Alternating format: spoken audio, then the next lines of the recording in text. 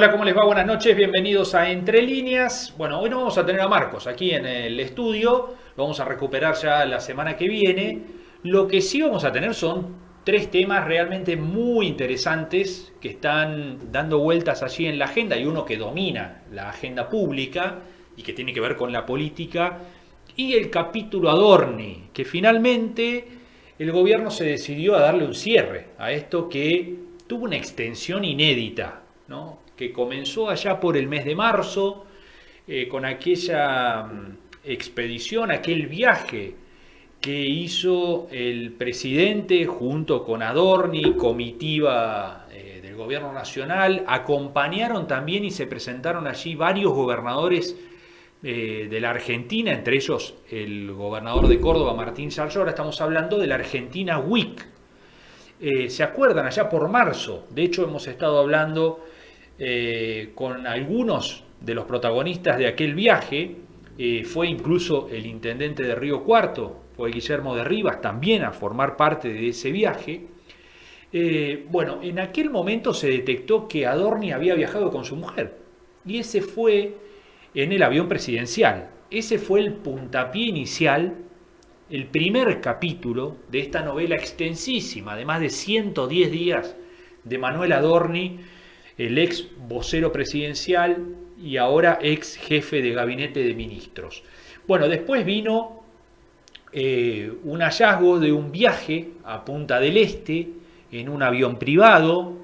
¿Quién había realizado los pagos de ese viaje? También con Adorni y su familia como protagonistas.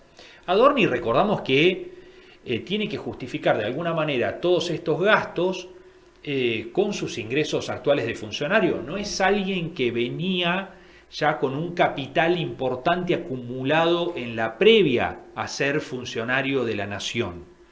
No era alguien enriquecido anteriormente, que había sido exitoso en la actividad privada. No. Adorni debe, y allí está el ruido de toda esta cuestión, básicamente justificar sus gastos con los ingresos como funcionario. Y ahí es donde se le complicó el panorama. Después aparecieron las jubiladas que le habían prestado plata, ¿se acuerdan? Para la compra de departamentos y demás. La casa en Indiocuá, la modificación. Bueno, un montón de gastos, hasta el último capítulo del pendrive, ¿no? Que fue ya el broche de oro de toda esta novela. Bueno, el gobierno ya no pudo sostenerlo más. De hecho, no había muchas razones lógicas para que el gobierno se embarcara en esto y en este desgaste por salvar la figura de Adorni. Bueno, no tenía una explicación lógica. Finalmente parece que lo entendió el gobierno y el propio presidente Javier Milei. Adorni a todo esto nunca pudo terminar de explicar cómo hizo para generar esos recursos que había gastado efectivamente y que se detectaron que había gastado, que no coincidían con sus ingresos. Bueno, finalmente llegó el momento de la salida, fue este fin de semana, y el reemplazo casi cantado de Diego Santilli, que ahora va a ser no solo el jefe de gabinete, sino que también va a sumar el Ministerio del Interior que venía encabezando hasta aquí, es decir, va a ser como un superministro que engloba además dos áreas netamente políticas, de coordinación puertas adentro del gobierno, pero también de manejo político hacia afuera. Bueno, un hombre que empezó reemplazando en la cúspide de la boleta de diputados nacionales de la provincia de Buenos Aires a José Luis Esper por otro escándalo, ¿no? El de Esper, el del vínculo de Esper con personas relacionadas al narcotráfico. Bueno, allí un escándalo que eyectó a Esper de la lista de diputados nacionales y, bueno, Diego Santilli, que venía ahí atrás acompañando esa lista, de pronto pasó a ser la cabeza central. Ahora le toca reemplazarlo a Adorni por otro escándalo del gobierno nacional. Bueno, vamos a ver cómo es el futuro, pero claramente el futuro político de Santilli cambió rápidamente desde aquel entonces, que era un miembro que acompañaba una boleta, a hoy que es prácticamente una figura central del gobierno nacional, ¿no? Y sus raíces en el PRO, su vínculo con Macri. Hay que ver cómo se reconfigura todo eso. En un ratito vamos a estar analizando todos estos detalles con el analista y consultor político Carlos Fara, que nos va a dar su mirada sobre este capítulo Adorni y el gobierno nacional y los costos que pagó el gobierno nacional en estos 3 meses y pico que decidió mantenerlo a este funcionario en su rol. Después vamos a pasar a analizar otro tema relevante, que es el energético. La Argentina tiene una proyección hoy extraordinaria en esta materia a partir del desarrollo de Vaca Muerta, pero tiene una realidad hoy en la coyuntura contrastante, porque si miramos la provincia de Córdoba, vemos que hay muchas industrias que no tienen gas natural, porque en el pico de la ola de frío, esta que estamos transitando por estos días, por esta semana, bueno, naturalmente el consumo residencial, el de los hogares, crece fuertemente y entonces empieza a faltar gas en algunos lugares de la Argentina. En Córdoba se le decidió cortar, hace ya un par de semanas ocurrió un episodio, la semana pasada otro, esta semana vuelven a repetirse los cortes a determinadas industrias, a estaciones de GNC, porque no alcanza el gas que hay para abastecer toda la demanda. ¿Qué pasa entre la realidad de Vaca Muerta, que es tan positiva y que genera tanta expectativa hacia adelante, que hoy ya es una realidad en materia de producción y de exportación, y esta otra realidad, puertas adentro de la Argentina, con escasez en determinados puntos, especialmente de la mitad hacia el norte de la Argentina, donde hoy está faltando el gas en algunos sectores? Lo vamos a hablar también con otro especialista, con alguien que sabe mucho de esta materia, como es el ex secretario de Energía de la Nación, ex presidente de YPF. Estamos hablando del cordobés Daniel Montamat, que nos va a dar su mirada sobre lo que está ocurriendo y también un tema central. ¿Vaca Muerta se puede construir o constituir en otro campo argentino en la generación de divisas? ¿Y qué pasa con esto y la famosa enfermedad holandesa? Si empiezan a llover dólares, no solamente ahora del campo, que fue por mucho tiempo en la Argentina el generador de divisas, sino que se le pone a la par otro que genere en algún tiempo tantas divisas como el campo. ¿Qué puede pasar con la abundancia de dólares en Argentina? También se lo vamos a preguntar a Montamat en un ratito nada más. Tercer tema, las universidades nacionales y la ley de financiamiento. Después de la decisión de la Corte de la semana anterior, de decirle al gobierno nacional, bueno, hay que cumplir con los dos artículos que están dentro de esa ley de financiamiento. Uno que tiene que ver con la actualización de salarios de docentes y de no docentes, y otro con la actualización de las becas estudiantiles. Atención con esto, porque las becas estudiantiles llevan 2 años de estar congeladas, sin actualización, por lo cual, bueno, ahí tiene que haber una fuerte recomposición. La Corte, última instancia ya de discusión de este tema, dijo hay que cumplir la ley. Por lo cual el gobierno debería, lo vamos a poner en esos términos, sentarse, convocar una paritaria y actualizar los salarios y las becas de manera urgente. En los próximos días, en las próximas semanas, empezar a discutir. Bueno, esta es la expectativa que hay en las universidades nacionales, que están esperando el llamado del gobierno para decir, bueno, nos vamos a allanar a lo que dispuso la Corte Suprema de Justicia de la Nación. De este tema vamos a hablar con el presidente del Consejo Interuniversitario Nacional, del CIN, que reúne a todos los rectores. Estamos hablando de Franco Bartolacci, el rector de la Universidad Nacional de Rosario, en un ratito nada más. Así que 3 temas realmente importantes y centrales de la agenda hoy en el país y que naturalmente tienen mucho impacto en la provincia de Córdoba. Ahora nos vamos a los auspicios y enseguida conversamos con Carlos Fara, el primer entrevistado esta noche. Presentan Entre Líneas, Bio 4, Alimentos Santa Rosa, Sociedad Anónima de Transporte, EPEC, Colegio de Abogados de Río Cuarto, Sociedad Rural de Río Cuarto, Gobierno de Río Cuarto, AEFIP, AGEC, Mercado de Abasto de Río Cuarto, Mixon, Hormigón Elaborado de Lunardi, Consejo Deliberante de Río Cuarto, Defensoría del Pueblo de Río Cuarto, Municipalidad de Alejandro Roca, Municipalidad de Las Higueras, Municipalidad de Villa María.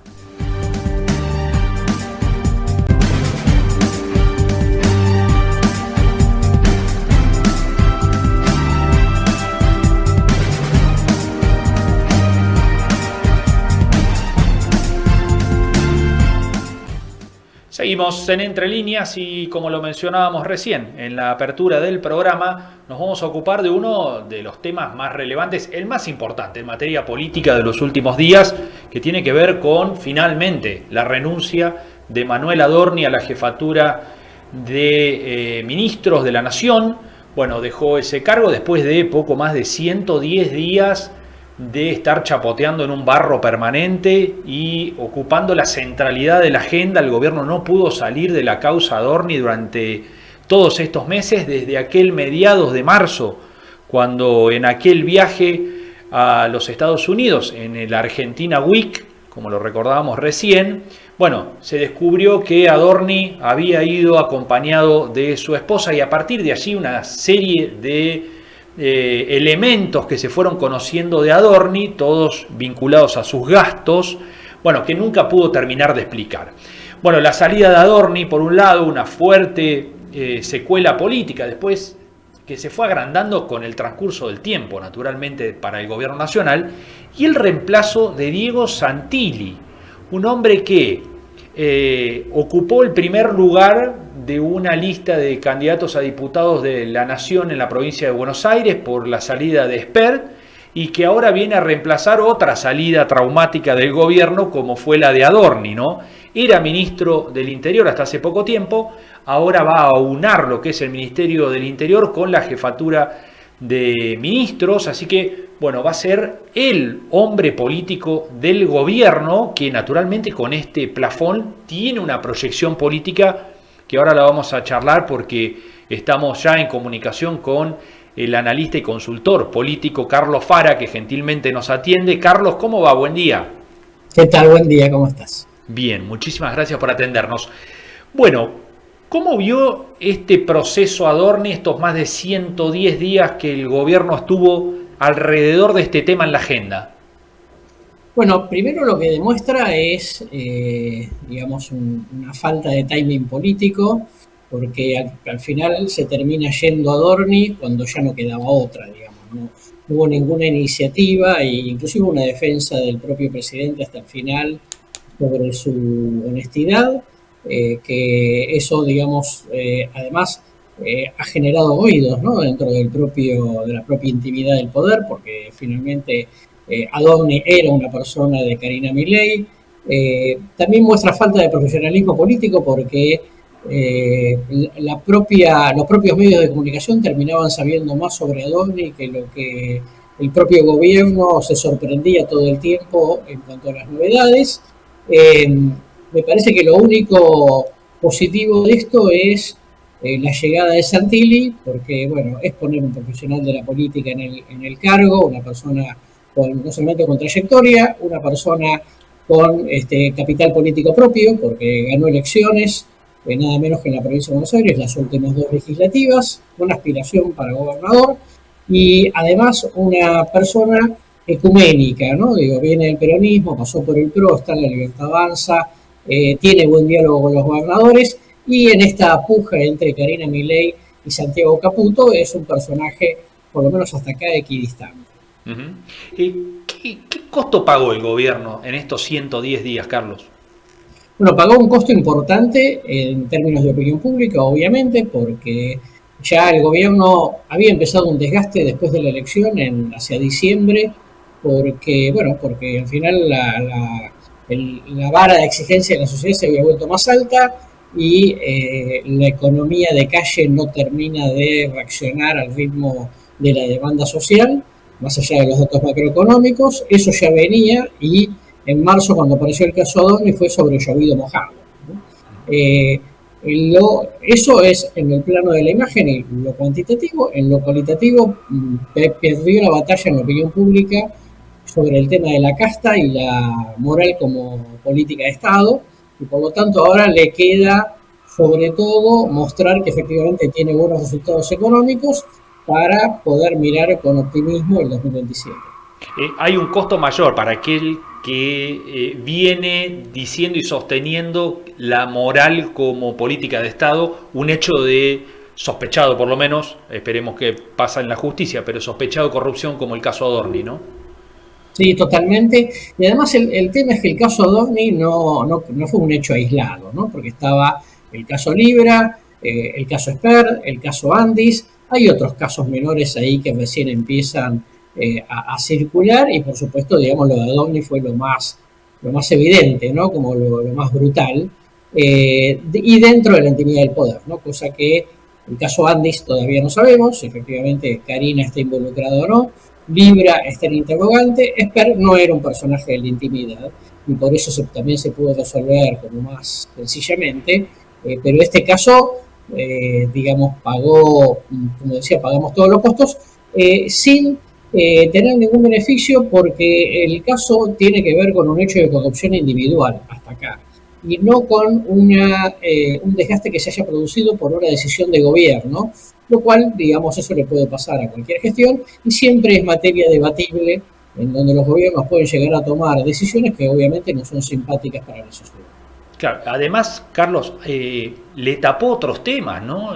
Otra agenda, algunas buenas noticias que podría haber dado el gobierno en todo este tiempo, el caso de que, bueno, finalmente logró cambiar la tendencia inflacionaria y empezar a la baja a partir de abril, mayo y posiblemente se ratifique esto en junio. Todo eso quedó detrás de el humo de Adorni. Totalmente así. El gobierno sigue teniendo su superávit fiscal. Tenemos un boom de exportaciones en la Argentina. Tenemos una balanza turística que está menos negativa que la que estaba antes. El riesgo país que baja. Llegada de inversiones, una desocupación que con matices está todavía bastante estabilizada. Bueno, todas esas cuestiones, digamos, fueron quedando por el camino precisamente porque lo de Adorni tapó absolutamente todo y precisamente porque el gobierno se había puesto, como decimos, una camisa blanca y obviamente la primera mancha se notó, ¿no? Se nota mucho. Bueno, hablemos de Santilli. Un hombre, si hay un nombre de la política hoy, es Santilli, ¿no? Casualmente por ahí representa mucho de lo que el gobierno vino a combatir en algún punto.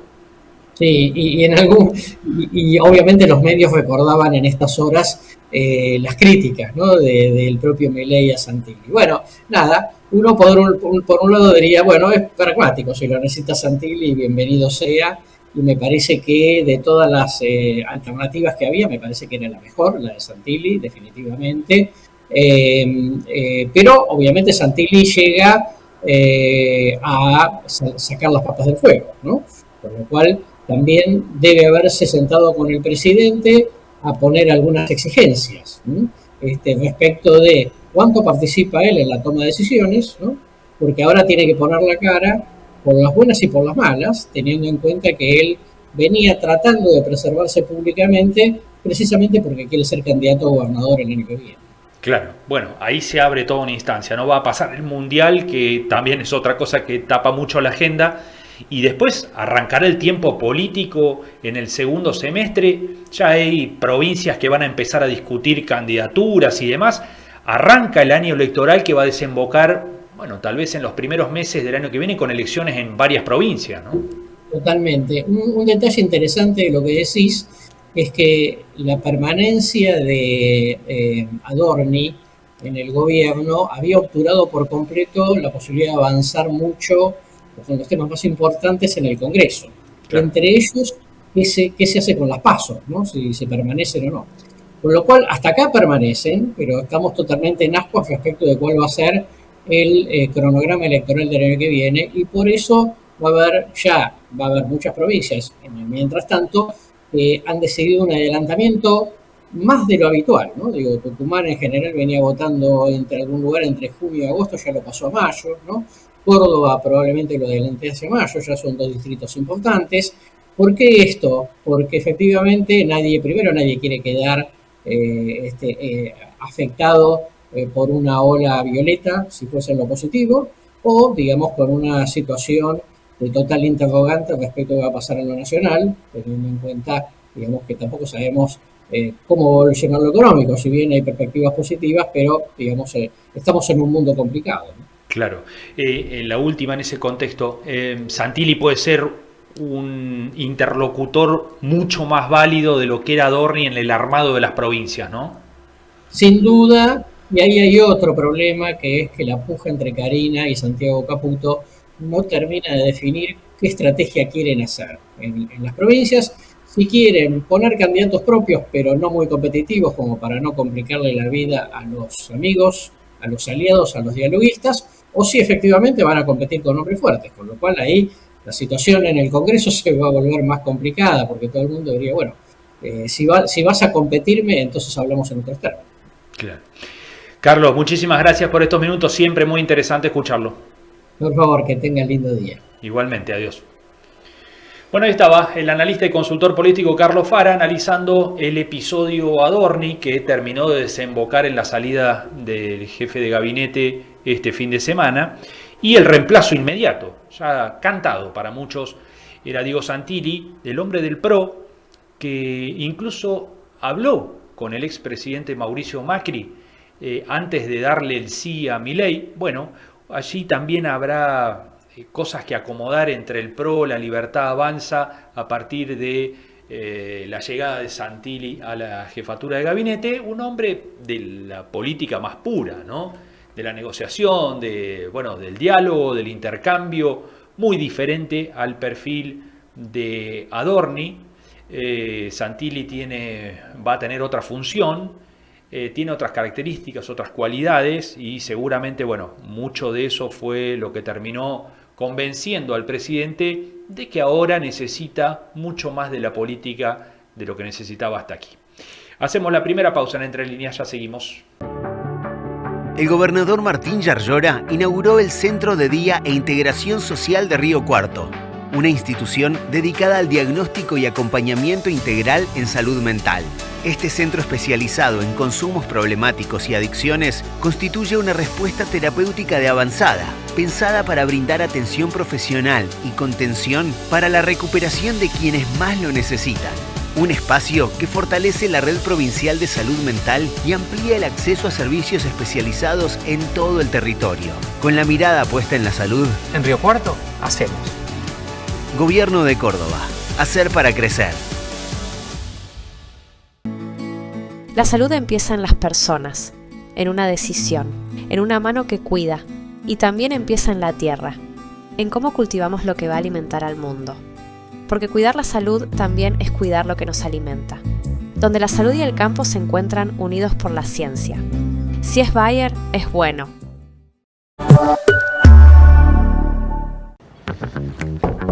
Viajar con la SAT se volvió más fácil. Te explico, subís, escaneás y viajás. Ahora podés pagar el pasaje con tu celular. Escanea el código QR con cualquier billetera virtual. Y listo, más simple, más rápido, más moderno. SAT Río Cuarto, siempre a tiempo. Y recordá, subí, escanea y viajá. Aceitera General Dehesa.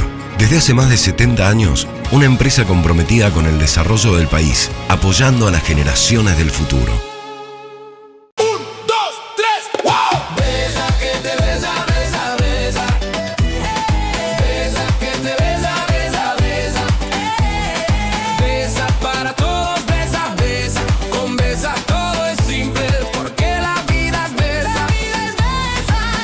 Llegó Besa, la nueva billetera digital de Bancor. Con Besa, pagá, transferí, hacé rendir tu plata y mucho más. Descargala ya en tu celular y movete con Besa.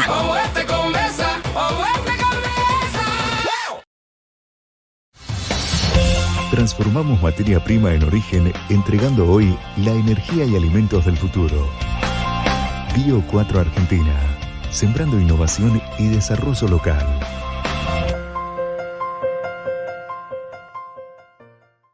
Todos hablan de la IA, pero en EPEC te queremos contar sobre otra IA, la inteligencia ambiental.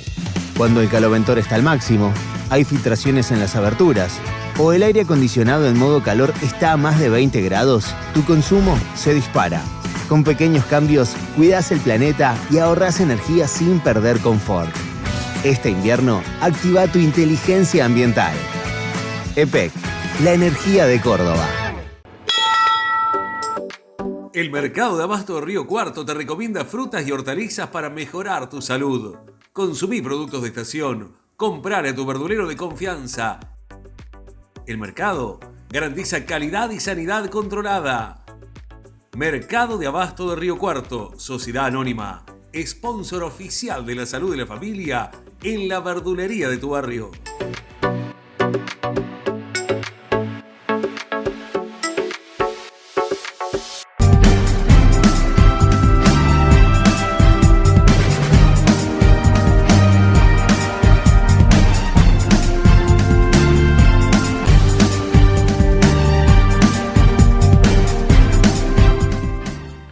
Nuevo bloque en Entre Líneas y nos vamos a meter a hablar ahora de la cuestión energética, muy importante para la Argentina en los últimos años y sobre todo mirando hacia adelante. La proyección de la Argentina es otra, especialmente en términos de recursos, de la generación de divisas, teniendo en cuenta lo que pasa en Vaca Muerta y sus alrededores, ¿no? Que es una explosión, bueno, que la Argentina siempre la tenía en la mira, pero que empezó a dar resultados concretos hace un tiempo ya a esta parte.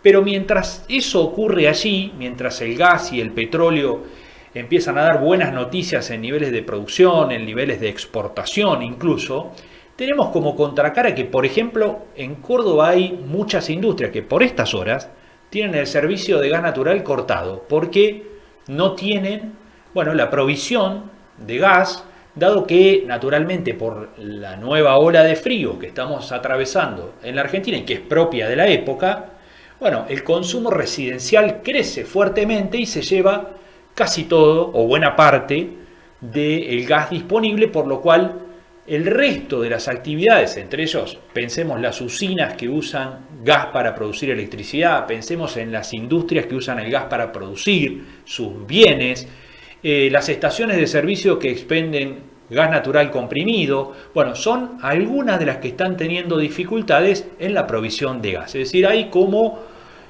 dos caras muy contrastantes en este momento y de eso vamos a hablar, a ver cómo se resuelve y sobre todo la proyección que tiene el sector de los hidrocarburos para la Argentina, que podría llegar a significar, bueno, tal vez otro campo en la generación de divisas. Bueno, vamos a hablar con esto con un experto, con quien siempre es un gusto hablar, que es el doctor Daniel Montamat, ex secretario de Energía de la Nación, ex presidente de YPF, nombre que conoce muchísimo sobre esta materia, y ya lo estamos saludando. Doctor Montamat, ¿cómo le va? Un gusto de hablar contigo, ¿cómo te va? Bien, muchas gracias por atendernos.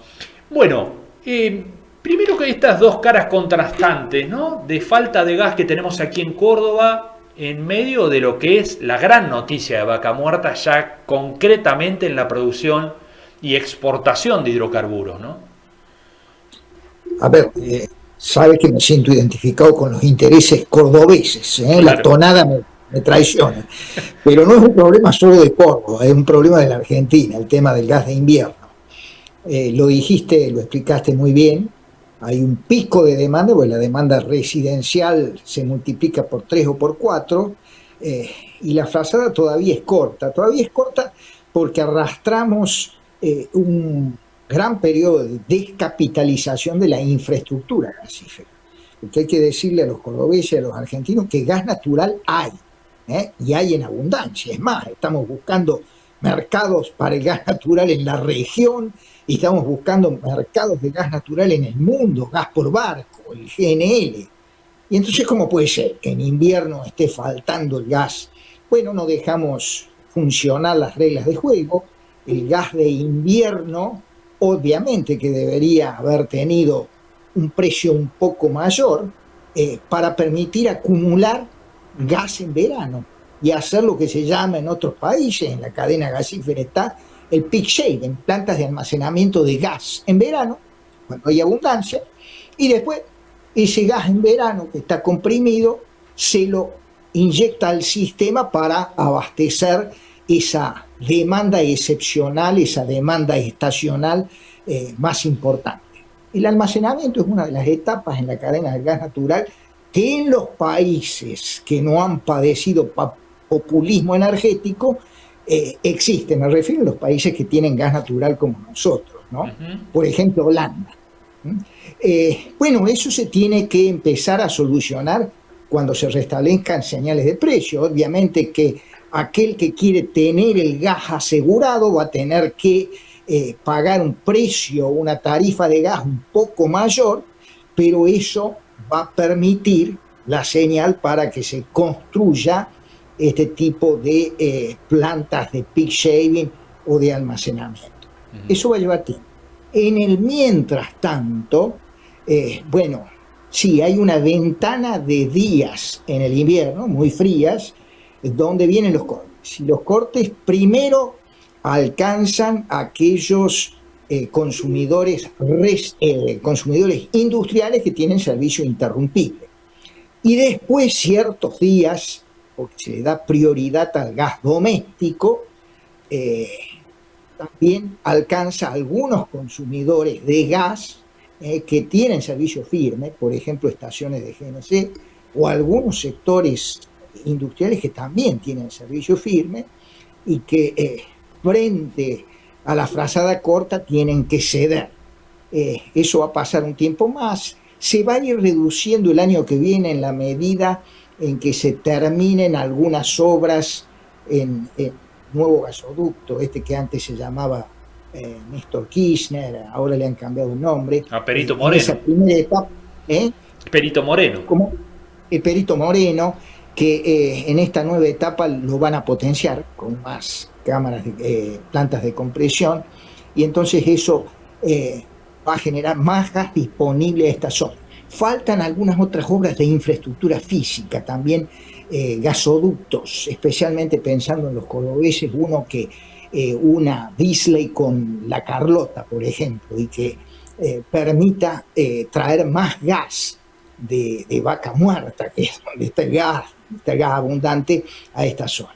Claro. Pero bueno, tenemos que convivir, yo creo, un tiempo con esta problemática que la arrastramos, vuelvo a decir, porque nos peleamos con ciertas reglas de juego que hay que respetar, porque si no estos sectores que son capital intensivos se descapitalizan.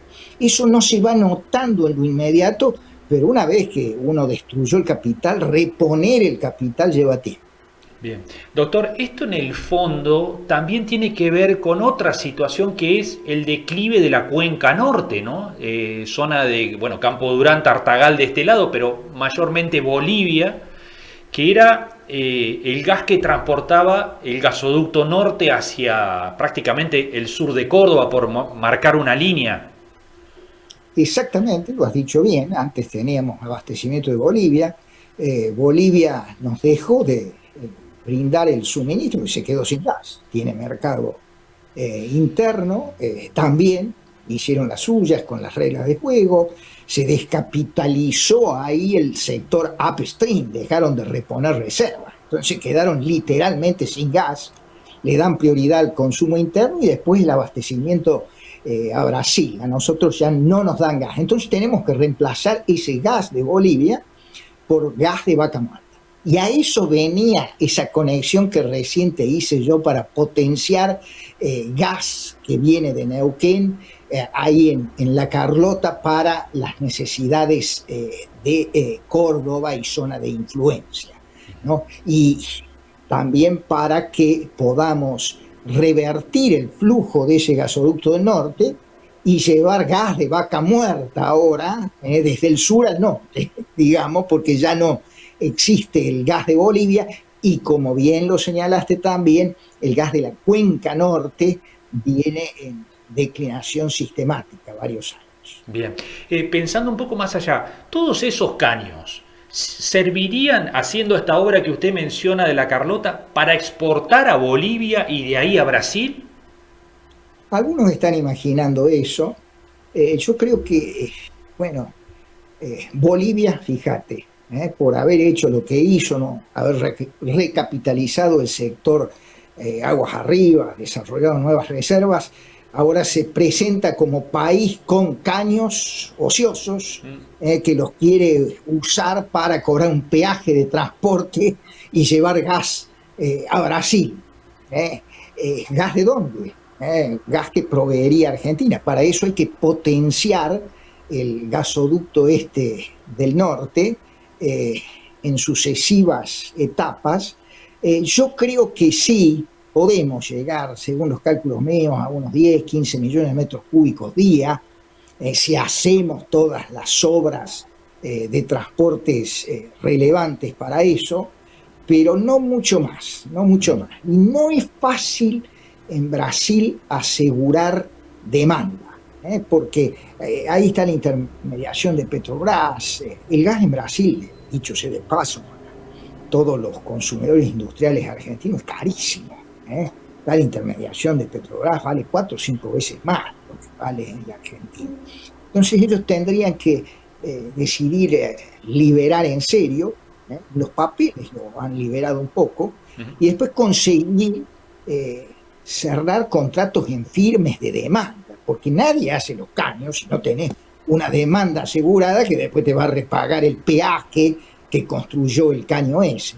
Así que hoy lo que se está haciendo para revertir el flujo del norte es tratar de alcanzar las regiones fundamentalmente nuestras y gas para la minería en el norte. Ahí en Salta hay desarrollos mineros importantes, pero yo te diría que hace falta una potenciación adicional de esa reversión del gasoducto al norte para llevar gas a través de los ductos hoy vacíos de Bolivia a Brasil. Me parece que eso está más verde de lo que algunos imaginan.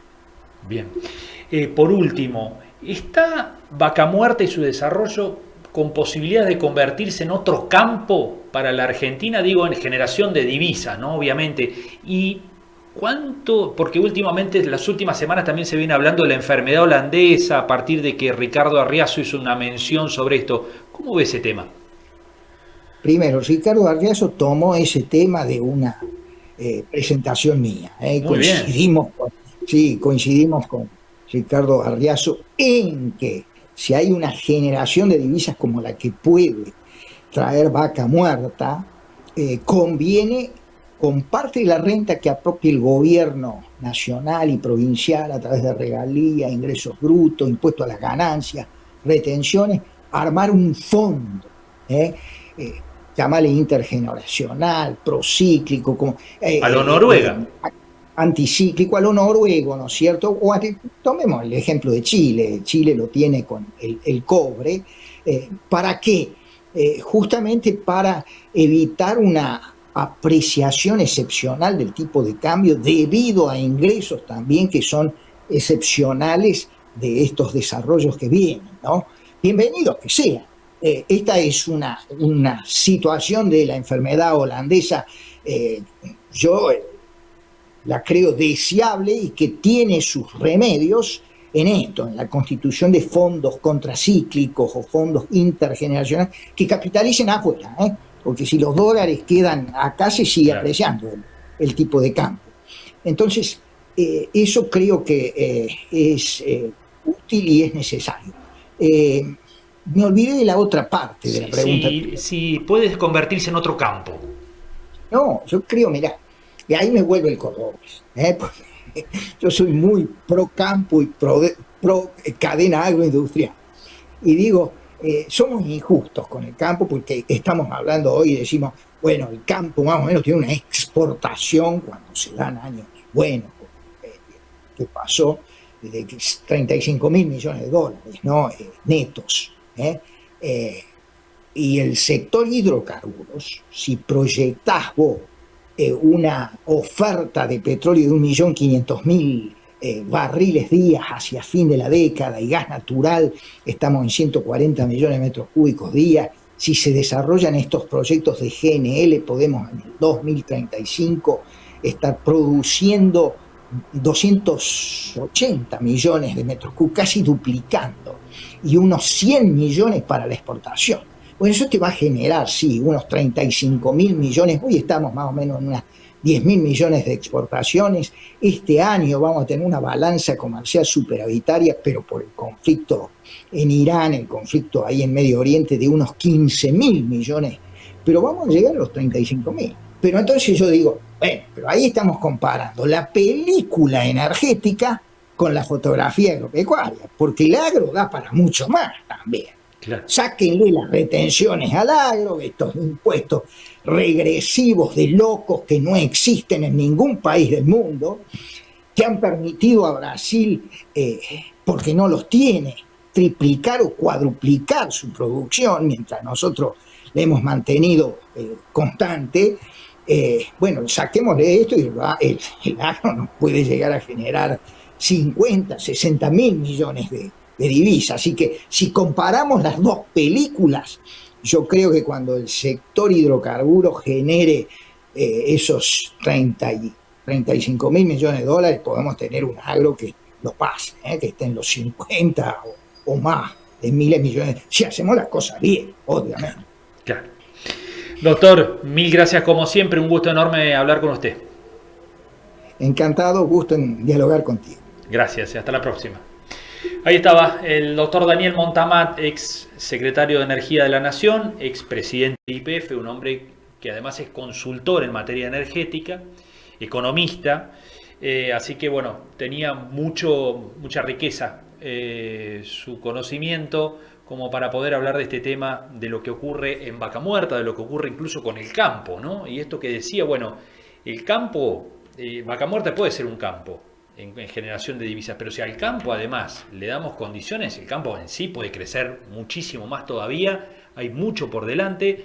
Mencionó lo de Brasil, que hemos hablado aquí en el programa varias veces, lo que cambió la relación de Brasil y la Argentina entre los 90 y hoy, con las distintas políticas que han tenido los dos países con el agro, ¿no?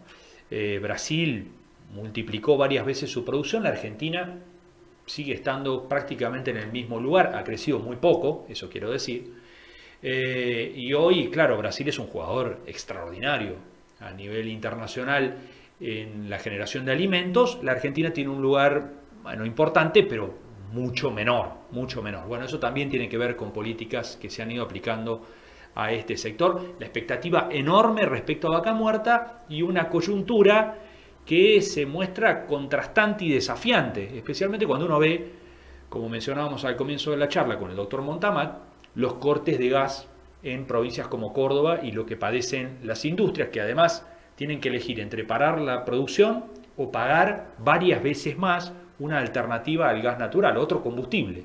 Bueno, hay muchas industrias que no tienen posibilidades de avalar esos mayores costos, por lo cual no les queda otra que paralizar sus plantas hasta que le devuelvan el gas natural. Hacemos una pausa en Entre Líneas, ya seguimos con más. Las cloacas ya son una realidad en Barrio Empleados de Comercio. Estamos acompañando una obra histórica que mejora la salud, la calidad de vida y el ambiente de todo el sector. Junto a la provincia y las instituciones, llevamos adelante una transformación que las vecinas y vecinos esperaron durante años. Son 2.500 metros de cañerías instaladas, donde 260 familias podrán conectarse a la red.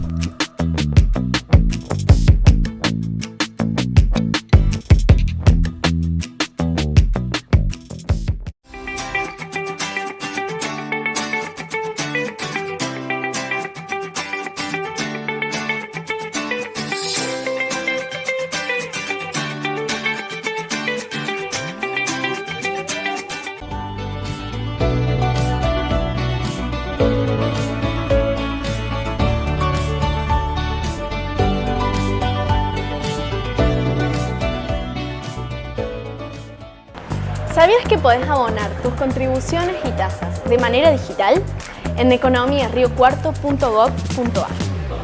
De manera presencial, en las cajas municipales, puedes pagar con tarjetas de crédito, débito o billeteras virtuales. A partir del 1 de julio, si preferís hacer tus pagos en efectivo, no te preocupes. Puedes hacerlo cómodamente en cualquiera de las sucursales de CES, Rapipago o Cobro Express de la ciudad. Además, también podés aprovechar las promociones vigentes. En cajas presenciales, con tarjeta cordobesa en 6 cuotas o plan Z, o por nuestra web también pagas en 6 cuotas con tu cordobesa.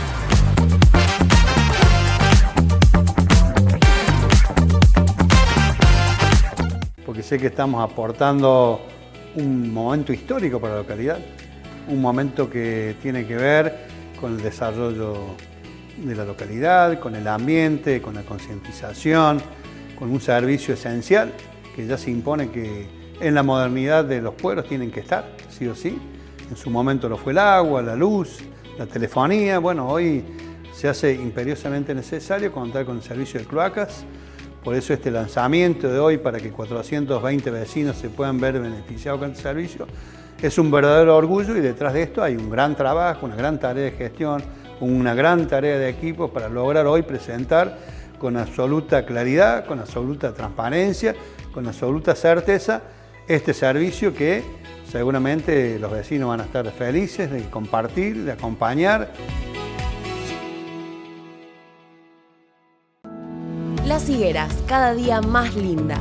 Una gestión que planifica, invierte y trabaja para mejorar la calidad de vida de cada vecino y vecina.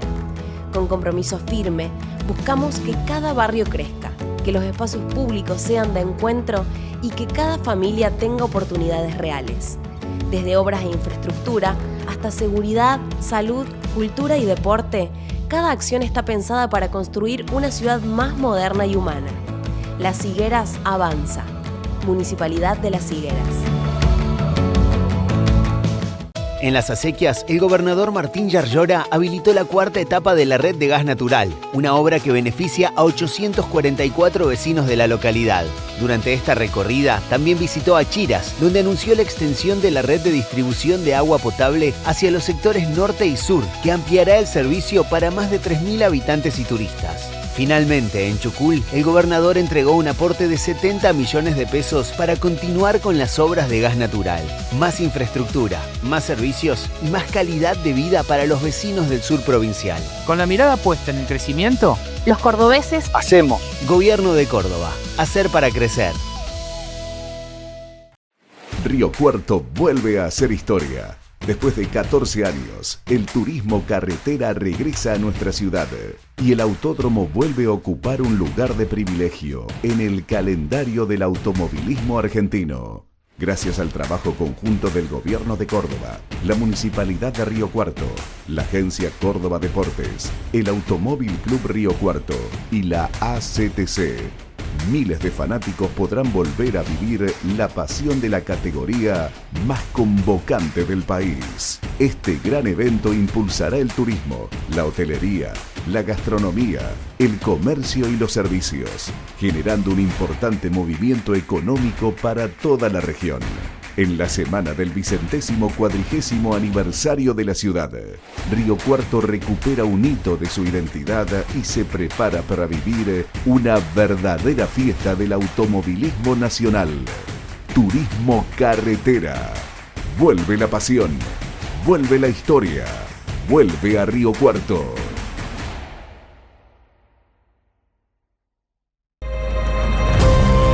En Villa María seguimos creciendo, fortaleciendo la producción, generando empleo y oportunidades, más inversión, más trabajo, más futuro. Municipalidad de Villa María.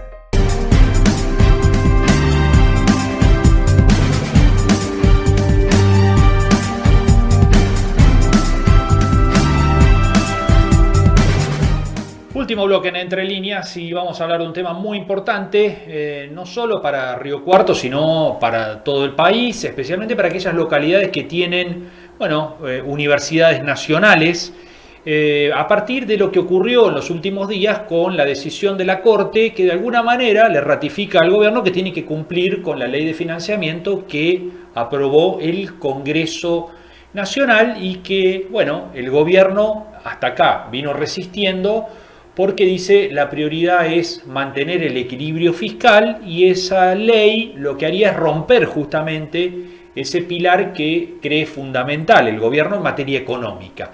Bueno, vamos a hablar de cómo continúa esto después de ese fallo de la Corte, de esa decisión de la Corte. Vamos a hablar con Franco Bartolacci, que es rector de la Universidad Nacional de Rosario y presidente del Consejo Interuniversitario Nacional, del CIN, que es el organismo que nuclea a los rectores de las universidades nacionales. Bueno, ya está en comunicación con el programa, los saludamos. Rector, ¿cómo le va? ¿Qué tal? ¿Cómo les va? Buenas tardes, un gusto. Bien, muchas gracias por atendernos, por estar allí. Bueno, ¿cuánto cambia la decisión de la Corte el financiamiento de las universidades nacionales? Bueno, cambia mucho en los artículos que tiene que obligadamente implementar el Poder Ejecutivo Nacional en materia salarial y en la actualización de becas para los estudiantes. La cautelar pedía la aplicación inmediata de 2 artículos, el artículo 5 y 6. El fallo a favor de la Corte es para la implementación de esos 2 artículos. El resto de la ley sigue discutiéndose en primera instancia, todavía no hay fallo de primera instancia. Pero mientras eso ocurra, mientras el proceso definitivo respecto de la ley se cierre, en este caso no hay más instancia de apelación. Con el fallo de la Corte, el gobierno de esos 2 artículos tiene que aplicarlos de manera inmediata, lo que implicaría una recomposición salarial de entre el 25 y 30% aproximadamente. Hay que ajustar técnicamente el desfasaje producido entre los incrementos efectivamente otorgados y la inflación registrada. Y por otra parte, una actualización de las becas, que en el caso de las becas Progresar es una actualización importante porque hace 2 años que no sufrían modificación y es la que comprende a mayor cantidad de estudiantes. Bien, o sea, esta recomposición salarial alcanza al universo de trabajadores de las universidades, esto es, docentes y no docentes. Así es, todo el personal docente y todo el personal no docente de todas las universidades del país. Bien, y para aplicarlo concretamente, para que empiece a liquidarse con la actualización, ¿qué falta ahora? Bueno, lo que debería hacer, que es lo que dice la ley, el Poder Ejecutivo Nacional es convocar una paritaria y en esa paritaria trasladar el incremento en función de ese desfasaje producido entre los incrementos ya efectivamente otorgados y la inflación registrada. Ese porcentaje que te decía oscila entre el 25 y el 30%. Luego del fallo de la Corte, nosotros estamos esperando información oficial respecto de qué va a ser el Poder Ejecutivo Nacional. No hemos tenido todavía novedades y en función de eso tomaremos decisiones para actuar en consecuencia. ¿Y hay plazos, rector, para esto? ¿Para que el gobierno actúe? No hay un plazo específico. Sí, lo que dice la ley claramente es que debe ser de manera inmediata. Por lo tanto, debería ser en el mes subsiguiente. Estamos hablando de julio-agosto. Está bien. Bueno, en su momento el gobierno había aplicado una recomposición para lo que se llama normalmente gastos de funcionamiento. ¿En eso las universidades cómo están? No, estamos con muchas dificultades porque ahí el desfasaje también es importante. Lo que pasa es que eso está contenido en otros de los artículos de la ley, que es lo que todavía está discutiéndose en primera instancia, sobre lo que no hay fallo aún, y va a ser un proceso más largo. Por eso desde el Consejo Interuniversitario Nacional, conscientes de que lo más angustiante era la situación salarial y la situación que atravesaban los estudiantes con sus becas, cuando tuvimos que priorizar qué cosa de la ley era urgente para focalizar la cautelar, dijimos, bueno, primero resuélvase lo que está en el artículo 5 y 6, que es salario y becas, y fue lo que falló la Corte. Rector, lo último, ¿hay diálogo con el gobierno a partir de la decisión de la Corte? ¿Tuvieron algún intercambio, algo como para empezar a pulir esto? No hemos tenido diálogo después del fallo de la Corte. Estamos esperando que el Poder Ejecutivo Nacional manifieste cuál es su decisión, que debería ser razonablemente la de cumplir con el fallo judicial y aplicar estos 2 artículos, independientemente que después se siga discutiendo en el ámbito de la justicia la aplicación del resto de la ley. Bueno, vamos a esperar unos días, esto fue jueves de la semana pasada, para ver las novedades oficiales que tengamos del Poder Ejecutivo y en función de eso, cuando las tengamos, evaluaremos los pasos a seguir. Bien. Lo saludable sería que convoque a paritaria inmediatamente y que podamos tener a partir del mes próximo la aplicación de ese porcentaje, que es lo que queda pendiente. Bien. Rector, muchísimas gracias por estos minutos con nosotros. No, a ustedes, y aprovecho para agradecer a la comunidad universitaria del país, que en condiciones muy precarias hizo un gran esfuerzo para llegar hasta acá. Y por otra parte a la sociedad argentina, porque no tengas ninguna duda que no hubiésemos llegado hasta acá si no fuera por esa sociedad que cada vez que fue necesario se manifestó en defensa de su universidad pública. Bueno, muchísimas gracias de nuevo. Un abrazo. Hasta la próxima. Bueno, ahí estaba el rector de la Universidad Nacional de Rosario, recordamos, es el presidente del CIN, ¿no? Del Consejo Interuniversitario Nacional, que reúne a todos los rectores de las casas de altos estudios.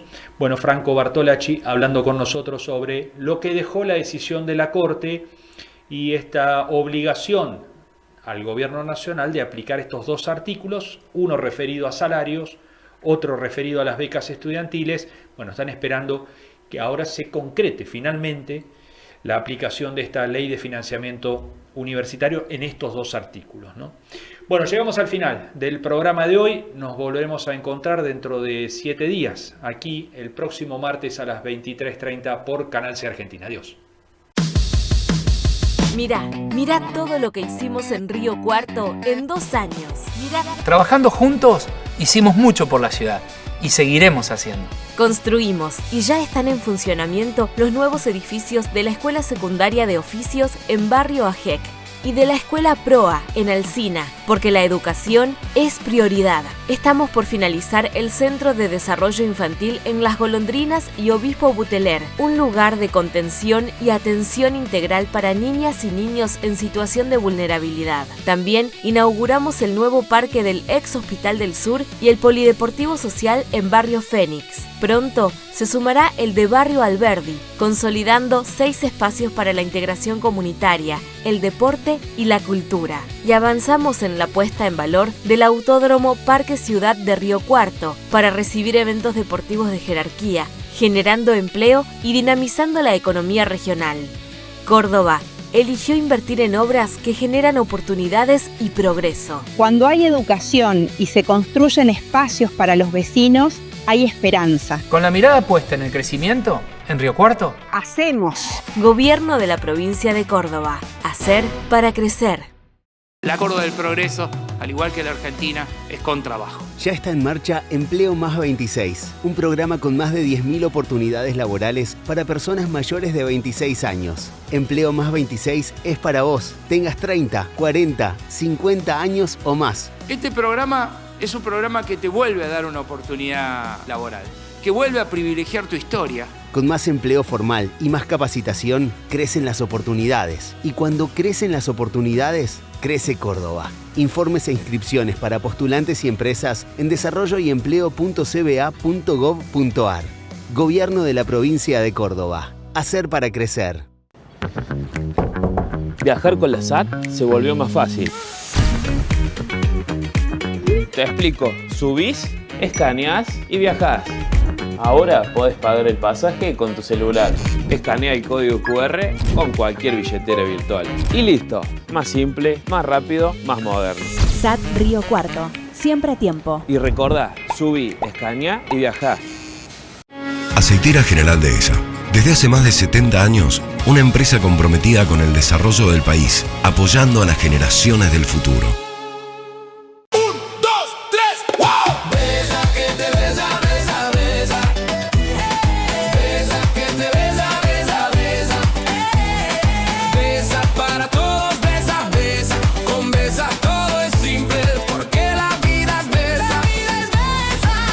Llegó Besa, la nueva billetera digital de Bancor. Con Besa, pagá, transferí, hacé rendir tu plata y mucho más. Descargala ya en tu celular y movete con Besa.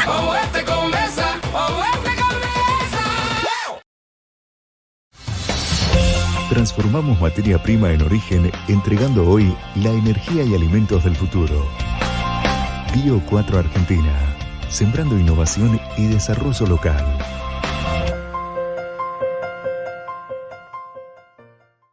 Todos hablan de la IA, pero en EPEC te queremos contar sobre otra IA, la inteligencia ambiental. Cuando el caloventor está al máximo, hay filtraciones en las aberturas, o el aire acondicionado en modo calor está a más de 20 grados, tu consumo se dispara. Con pequeños cambios, cuidás el planeta y ahorrás energía sin perder confort.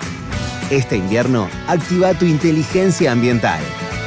EPEC, la energía de Córdoba.